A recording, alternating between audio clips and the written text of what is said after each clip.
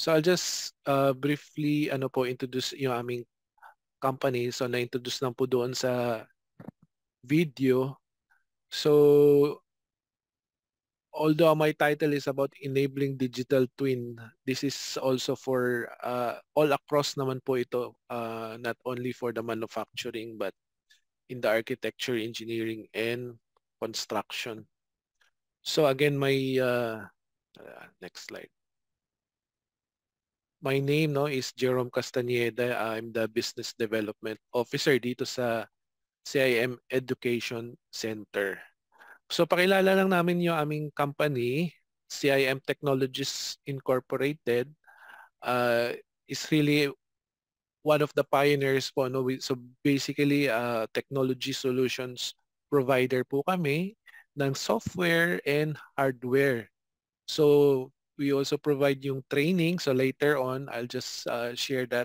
Then technical support and services po sa larangan ng manufacturing, and then yung AEC or yung architecture, engineering, and construction industries. So local and actually global po. Kasi we also have services, no? May mga outsourcing kaming ginagawa doon sa abroad. So we provide po yung mga world-class na software and hardware solutions, computer-aided design, building information, modeling yan. Ituturo po yan later on ni Engineer Edit, and project management, education, all across sa AEC. Dito po, itong where I belong right now, CIM Education Center, we really, our hangarin naman namin dito is really to empower yung aming mga engineers, ating engineers, architects, professional, and of course, kayo po mga mga faculty and students in terms of our using product tools, product design tools, product development, and project management solutions. So yung aming mga portfolio naman ay ayan, CAD/CAM, CAE. So computer-aided manufacturing, computer-aided engineering, mga simulation, analysis, and then yung building information modeling, yung mga process sa pag-construct ng mga building, and then yung project management. So again, yung aming we are skilled yung aming mga instructors, ito po sila in their own fields sa industry, and of course they are our also certified instructors po. Ayan. So just a brief history. So kami mag 35 years na this coming December actually. Ayan. So actually birthday nga po ng aming president ngayon eh. So si Sir Victoriano Yap, siya po yung talaga nag-establish ng company. So just started lang po talaga for just selling ng AutoCAD. Ayan. Sa mga sa industry. Background niya is an ECE, no? And then dahil nga dun sa AutoCAD, naging po kami, Authorized Training Center noong 1994. So and then 2000, naging advanced na siya, Autodesk Authorized Training. Dahil, bakit ba advanced? Dahil andyan na, from AutoCAD doon, lumabas na yung mga sa mga manufacturing, lumabas na, meron ng mga specialized na mga tools na ginagamit. So that's why meron na tayong mga BIM, ayan, meron na tayong Civil 3D, which later on introduce po na ating mga engineer. And then 2010 po, nagkaroon tayo ng rebranding from training center to Stanford IT Learning. And then 2016, yung Stanford IT Learning, again, na-recognize siya as an academic partner ng Autodesk. Then noong 2020, because of the pandemic, yung modality ng learning natin naging hybrid, mostly online. But we are now actually back to face-to-face. Yan. So aside from Autodesk, we are also partner of Siemens, which actually ako naman po sa manufacturing, and then naging academic partner po siya within this year, mga 2021, ganyan. But in the commercial, 15 years na yung Siemens. At ngayong taon, nagkaroon po ulit kami ng rebranding from Stanford IT to CIM Education Center para ayun na po yung pangalan talaga ng po. Actually, meaning ng CIM, no? Computer Integrated Manufacturing yan. Ang ibig sabihin yan. So, talagang nagsimula sa manufacturing po. Yung And then, ayun, bakit nga po YCIM Education Center? Over, ayan, 35 years na po talaga kami. So, at least, andyan naman po may mga projects na po kami mga nagawa, no? So authorized Autodesk training. So we also give certification din po. And then yung academic partnership sa mga schools, ayan. So we provide yung may mga MOUs nga kami with different schools, no? With in terms of the right skills na pwede nilang gamitin yung mga in terms of project management, BIM yan sa mga Batangas State University. I think si Ma'am Queen galing doon lang sa nagbigay ng training doon. Skill-based instruction with competency-driven curriculum. So dahil nga po ito ay ginagamit na sa industry, no? So talagang yun naman po talaga ang role namin is really to bridge po no the gap between the academy and the industry. So maasahan nyo na kung ano po yung ginagamit sa industry, magagamit po makaka-adapt po yung schools, no. So flexible training options, andyan po may in-house, nabanggit ko na kanina, online, on-site. We can also have, pwede rin po somewhere here in Makati, sa namin, may mga partners din po kami. Um, we can really tailor. So, ano ba yung mga courses na ino-offer namin? So, mainly nga, we are partner of Autodesk and also of Siemens naman sa manufacturing. So, from AutoCAD to Inventor to Civil 3D, 3D Studio Max. So, sa dami na ito, we could actually customize this and personalize this training. So, ibig sabihin yan, o kung gusto nyo lang uh, may mga na kasi kami, mga tawag nito, customers na would want, okay, konting lang, essentials or basic, then more on simulations and ganyan, more on fluid dynamics, mga ganyan. So they can really just cherry pick na lang kung ano po yung tingin nila, no? Yung mga but of course, for the university, ayan, it's almost andyan na po lahat. So ito po yung workflow na or yung ino-offer namin say for example sa architectural field. So instead of yung mga courses lang talaga, ito naman ano ba yung pangarap mo, or say for example if you want to become a BIM manager or a 3D modeler, ito po yung mga steps, no, na or workflow or na pwedeng yung sundan. So ito yung mga software na kailangan nyo pong need to train, no? So if you want to become a BIM manager, 3D modeler, ayan.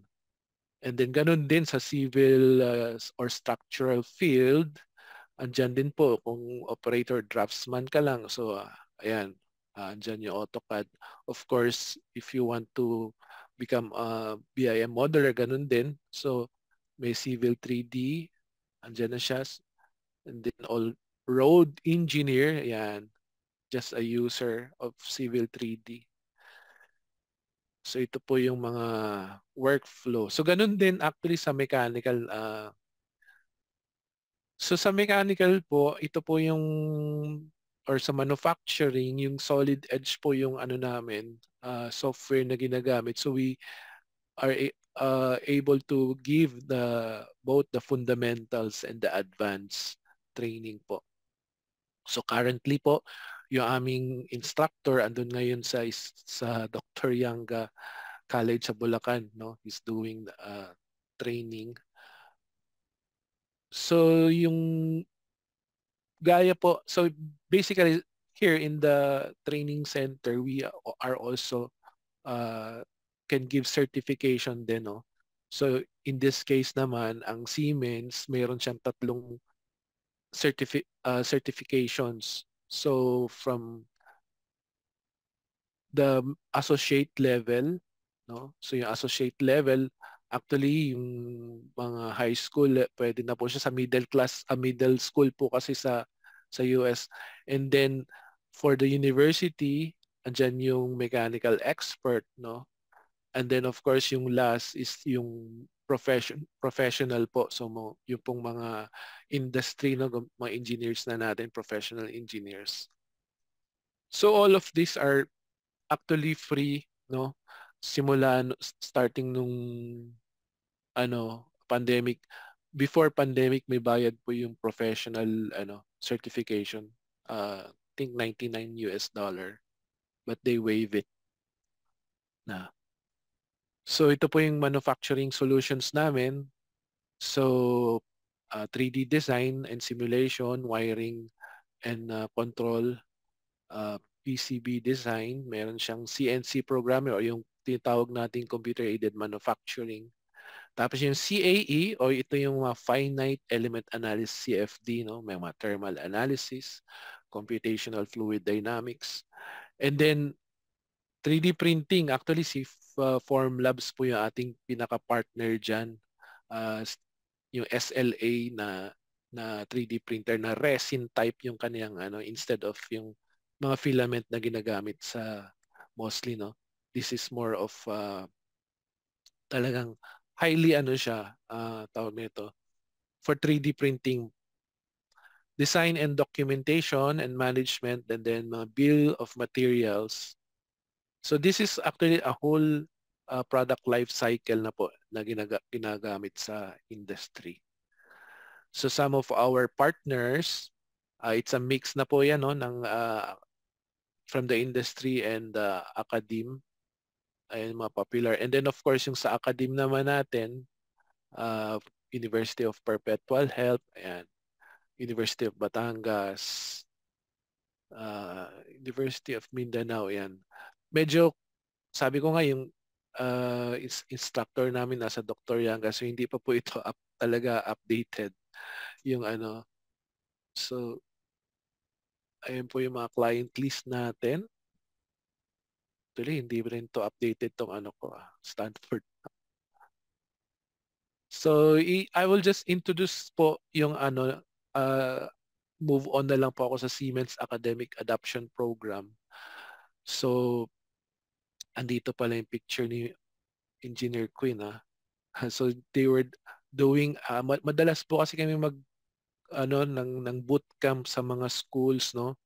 Mga workshop, kaya may computer diyan. So we teach them ng mga hands-on uh, learning on the use of the software sa mga estudyante. I don't know what school is this one. So Siemens is basically one of the leading sa mga MS, tawag nito, leading in the electrification, automation, and digitalization, my enterprise company po. Pero kami, we just basically here on the digitalization, no, yung tinatawag na Siemens Digital Industry Engineering. So dahil sa napakalaki niya nga na company, so we are in the digitalization. So we are, it's matagal na po yung founded pa siya ng 1847 between Industry 1 and Industry 2.0. So nasa Industry 4.0, they are very much in the forefront of technology. So yung sa STEM, ang trend po talaga ngayon ng is that makikita niyo naman is from schools, no, that STEM competitions really are increasing, no, because they have demand no, they offer kasi these multidisciplinary skills, no, space. Say for example, this one, may andyan yung design ng car, may mechanical, involve electrical, of course, because pabilisan yan. So mayroon diyang mga stress fluid flow analysis. And then of course yung fabrication ng car. And then of course na-enhance yung collaboration ng team, no? So they are also able to practice their sales and marketing skills nila. So ano ba yung implication? So implication ng STEM na yan, academic institutions are really looking for comprehensive software, no? Ano ba yung mga tools na pwedeng gamitin diyan, no? Sa design ng mechanical, electrical, simulation. So that include this capability. So here on the right side, yung tinatawag nating digital twin. So right from the scratch, no, yung mga requirements. So ni-sketch mo pa lang yan. So then you go to the mechanical design, no? So, kakaroon na ng mga parts and then dadagdagan mo ngayon ng electrical design para gumana na yung itong say for example this product, this consumer. And then you simulate na kasi may mga thermal ano na po yan, init niyan, no? So and then once it's ano na, you manufacture na this on the shop, you fabricate, no? And then once you ano na, make a service out of that, no? So bumabalik lang po, no? Paminsan may mga revision sila or updated, napapaganda. So bumabalik na din po sa cycle, bumabot na sa mechanical design because of innovations doon sa product design nila. So bumabalik lang naman po. So digital twin kasi nga nami-minimize niyo yung hardware niya, yung prototype, no? So may whatever it is na nakikita niyo doon sa computer or sa software sa CAD is also what is in the real world din po na ano should be. So what are the possibilities? Ayan, access po to a comprehensive portfolio of product development software, yung mga simulations, ayan. Kasi nga real world na po siya, you are doing, creating the digital twin na po. So ito po yung ano namin sa mechanical, no, and then electrical. Solid Edge is the portfolio of affordable, easy to use software. It speeds the product development process, no, na ating enable yung ating mga manufacturer to bring the best in class products, no. So it really enables po ang ating mga startups, no. Hindi lang startups but of course yung mga small and medium business manufacturers even to the large enterprises. Of course, ginagamit na rin po siya ng mga academic institutions like what I've shared a while ago, no? Hindi ko na-explain ko na po yung digital concept. So ito yung mga industry na pwedeng paggamitan na ating solid edge, industrial machinery, no? Of course, food processing, kaakibat na dyan yung agriculture, no? Pag sa food kasi we are an agriculture country. Fluid power systems, tapos sa energy, mga utilities po, na mga equipment, aerospace and automotive, more on the ano po sila sa mga supply chain companies. And then to mga medical devices and consumer. Ayan. So yung Solid Edge academic software basically napakalawak niya, no. So it's as I mentioned to you, so it's a product development software. So it starts with the mechanical design. So what really separates this CAD is yung tinatawag na synchronous technology na which is patented po ng Siemens, no. So siguro yung si Sir sa mechanical, no, if they're familiar kasi yung pag nagso-solid modeling sila, andyan po yung tinatawag na mga history base na mayroong features base. So nagkakaroon po sila ng parent and child. So what synchronous technology ano does, yung constraints ng between parent and child nababypass niya na po. So ibig sabihin na, na tawag nito, we just push and pull, no, parang nag-aano ka lang dito nag-i-sculpt ka na lang po ng mga clay, no. Ganun ang ginagawa niya. Naghihila ka lang or push and pull. So that's how very tawag nito, easy to use po yung pag 3D model niya. And then yung PNID design, andyan yung process and instrumentation design, piping design, tapos generative. So hindi lang po siya sa mechanical but of course andyan yung electrical, sa electrical routing, wiring design, may harness, so yung sa mga automotive, no? So may PCB design din po siya which is basically an option naman din po dito yung Pads Pro ang ginagamit dyan. So simulation, advanced na po siya. So basically yung Flow EFD o yung Computational Fluid Dynamics din po. So Flow EFD po yung gamit niya, no, sa fluid analysis. And then yung computer-aided manufacturing, ayan. So, although andyan yung 3D printing, kaya more on the additive naman po ito. So, both subtractive and additive manufacturing po ito. So, CNC at yung 3D printing. Hanggang 5 axis po yung ano. I don't know kung meron po kayong mga existing CNC sa schools. No? So, pwede po siyang gamitin din po ito for your computer-aided manufacturing. And then yung technical publication, so ito naman po ay sa mga fabrication nyo, sa mga shop floor drawings. And then yung team center or yung data management. So since marami siyang parts within that assemble, you have to in a way manage that data para hindi po siya, para secured po. So ito po, gamit na gamit po ito sa mga multi-collaboration, multi-site, no? Say, nasa US, nasa China, so they could work together using data management.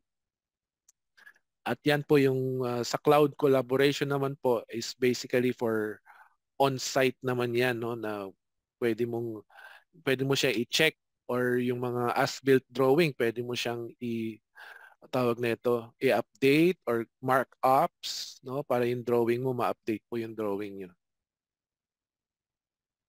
Ito po yung mga licensing niya or yung sa Solid Edge Academic, ano, yung pinakita ko lang kanina, ito po yung mga modules niya. And then yung licensing niya is basically floating po, subscription, 3 years po siya. Ayan. So, iba po ng mga schools, no, kanina. So this is mostly on outside of the Philippines now. Sa US po, actually. And then yung ating mga course material very much available naman po, no, for mga instructor-led courses. Ayun ang fundamentals, assemblies, sheet metal design. So different resources, may mga PDF and PowerPoint na rin po. Meron po tayong resource na ano na that for the college and university materials, actually for the students and also for the teacher then. They can actually download na rin po the software. And then yung ating mga courses are self-paced courses na po, different modules. At ito po yung online ano niya, portal, no, yung tinatawag mga learning paths that cover mostly all of the modules, no. Even yung ating certification andyan, Solid Edge certification, yung mga 3 levels din, generative design, if you're more into robotics and mechanism, andyan din po siya. But of course, here we also provide the training here in CIM education po. Ito po yung mga different competitions from the different regions. Kami rin, magkakaroon ka din po kami ng, actually we do, from the past we have design competitions. So next year, magkakaroon din po ulit ng design competition po. Ito po yung ating mga gumagamit ng Solid Edge. Actually, these are from PUP High Gear. So every year, no, yung CIM sinusuportahan namin sila doon sa pagsali nila sa Shell Eco Marathon. So 2024, they are again participating I think in Dubai naman. So ito po, ano lang, note lang po dito, no, itong nasa gitna si Cho, ito, is a Filipino-Korean. So after graduate niya dito sa PUP, together with his he set up kasi yung his own startup called Eurotech technology. Ang kaniyang that they do designs, yung mga gawa na outsource, no, yung mga kumukuha sila ng mga outsource jobs. They do product designs, no? Ayan. And then also from local na rin, meron na rin sila mga So, nagamit po nila yung mga natutunan nila sa schools, and then they're able really to uh, naging entrepreneur, or in a way, they come up with their own business. So PUP high gears,